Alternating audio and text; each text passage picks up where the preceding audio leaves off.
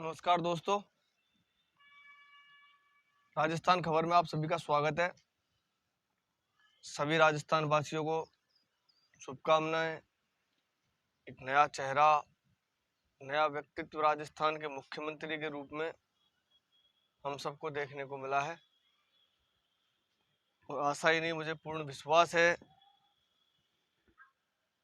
कि हमारे नए मुख्यमंत्री माननीय भजनलाल जी के नेतृत्व में जो नई सरकार राजस्थान में बनी है, ये राजस्थान की जनता को एक कुशल नेतृत्व देगी।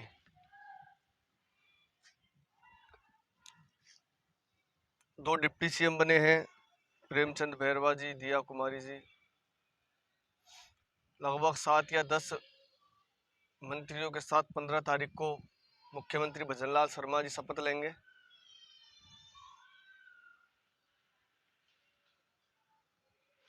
दोस्तों, आज जो हम चर्चा करने जा रहे हैं वो इसी मुद्दे को लेकर बात करेंगे कि बीजेपी और कांग्रेस पार्टी की राजनीति में जो फर्क है वो क्या है। ये एक डिसीजन पावर है दोस्तों।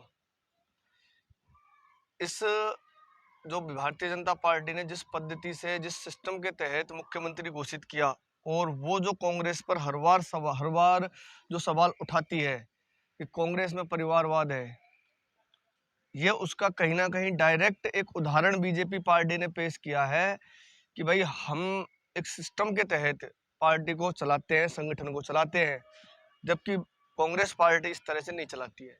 क्योंकि गहलोत जी वाला जो मैटर था उसमें पूरी कांग्रेस आलाकमान ने कोशिश की थी कि, लेकिन गहलोत जी ने किसी की नहीं मानी।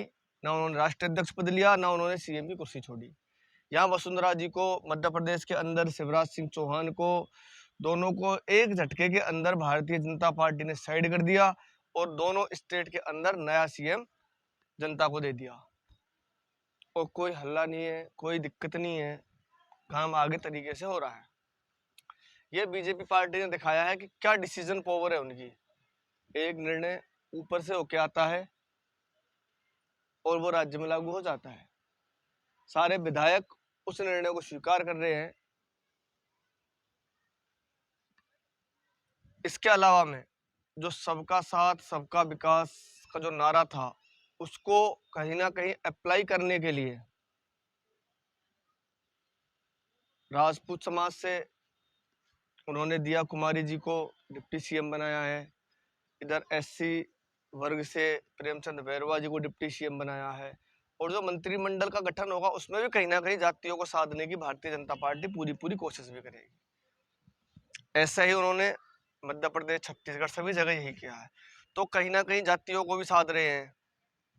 इसके अलावा अपने पार्टी के लोकतंत्र को, पार्टी की जो सिस्टम है उसको एक मजबूत तरीके से जनता के सामने पेश कर रहे हैं। प्लस कार्यकर्ताओं के बीच में एक उदाहरण है कि जो मेहनत और लगन से काम करेगा उसको तवज्जो दी जाएगी। ये इस सब सिस्टम से देखने को मिला है।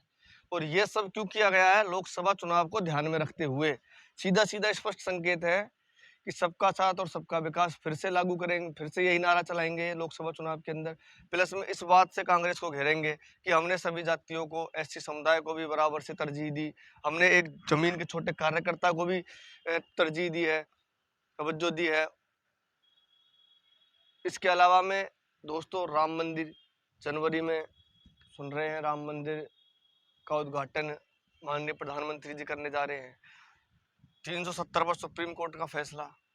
ये सारे जो सिस्टम बन रहे हैं ये कहीं ना कहीं लोकसभा चुनाव को साधने की एक कोशिश है। अब कांग्रेस पार्टी तो अभी समीक्षा ही ढंग से नहीं कर पा रही है। इसमें दोस्तों कई लोग मेरी बातों को थोड़ा उल्टा समझेंगे कि मैं कहीं ना कहीं कांग्रेस की तरफ, नहीं, मैं गलत नहीं बोल रहा कांग्रेस के लिए। मैं ये एक बात चाहता हूँ कि जब तक विपक्ष मजबूत नहीं होगा, जब तक विपक्ष मजबूत नहीं हो, जब तक कांग्रेस पार्टी मजबूताई से चुनाव नहीं लड़ेगी, इन छोटे छोटे मुद्दों को नहीं समझेगी, तब तक जो सत्ता पक्ष है उसको टक्कर मिलेगी कैसे? और ये कांग्रेस पार्टी को करना पड़ेगा अगर मजबूती से कहीं ना कहीं सामना करना है तो। ये बहुत जरूरी है। ये डिसीजन पावर कांग्रेस पार्टी में भी होनी चाहिए कि जिसको हटाना, जो नुकसान होगा एक बार होगा।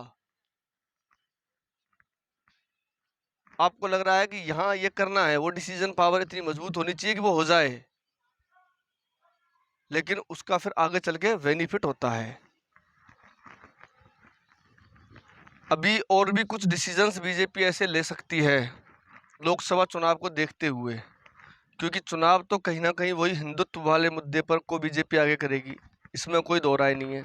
जिस तरह राजस्थान में हमने कैंडिडेट्स देखे थे, जिस तरह से यहाँ चला था, यहाँ भी एक भगवामयी माहौल बनाने की कोशिश की गई थी, और वही अब जो कुछ हो रहा है उसी तरह से हो रहा है। आरएसएस जो समर्थक है उनको तवज्जो दी जा रही है, तो कहीं ना कहीं एक इस सिस्टम से बीजेपी आगे बढ़ेगी। अब कांग्रेस के पास इसको तोड़ने का क्या उपाय है, किस तरह से कांग्रेस 25 की 25 सीट पिछली बार लोकसभा में बीजेपी पार्टी के पास है राजस्थान की, अब कांग्रेस कितनी सीटें कब की बार कम कर रही है, कितनी सीटें कम कर सकती है, कहां से सांसद कांग्रेस निकाल सकती है, उसकी क्या पद्धति रहेगी, क्या मुद्दे रहेंगे, क्या वादे रहेंगे, क्योंकि योजनाओं और जनता को गहलोत साहब ने बहुत अच्छा काम किया था, अच्छी योजनाएं निकाली थी, लेकिन उसके बावजूद उन्होंने देखा कि योजनाएं भी सरकार रिपीट करने के काम नहीं आई, क्योंकि फूट ज्यादा थी, संगठन संभाल नहीं पाए, डिसीजन पावर थी नहीं, उसका खामियाजा भुगतना पड़ा।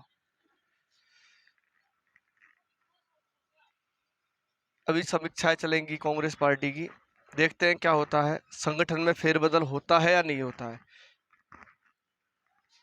अगर कांग्रेस पार्टी इसी संगठन को आगे करके और इसी थ्योरी पर आगे चुनाव लड़ती है, तो मुझे नहीं लगता कि लोकसभा चुनाव में भी किसी भी एंगल से कांग्रेस पार्टी बीजेपी को टक्कर भी दे पाएगी। खैर दोस्तों, देखते हैं, अभी लोकसभा में टाइम है, इस पर और भी डिस्कस करेंगे, लेकिन फिलहाल सभी मेरे दोस्तों को, सभी साथियों को, हमारे ग्रुप मेंबर्स को इस बात की बहुत बहुत बधाई कि राजस्थान में एक नया सीएम चेहरा हम सबको देखने को मिला है। भजनलाल शर्मा जी के नेतृत्व में बीजेपी सरकार राजस्थान में 15 तारीख को शपथ लेगी, और मुझे पूरी उम्मीद है बहुत अच्छा काम करेंगे और राजस्थान को एक नई दिशा देने का काम करेंगे। बहुत ही साधारण परिवार से भजनलाल जी बिलोंग करते हैं, बहुत ही सरल स्वभाव के व्यक्ति हैं, और हमें अपेक्षाएं हैं बहुत अच्छा काम होगा और सबको साथ लेकर चलेंगे। धन्यवाद दोस्तों।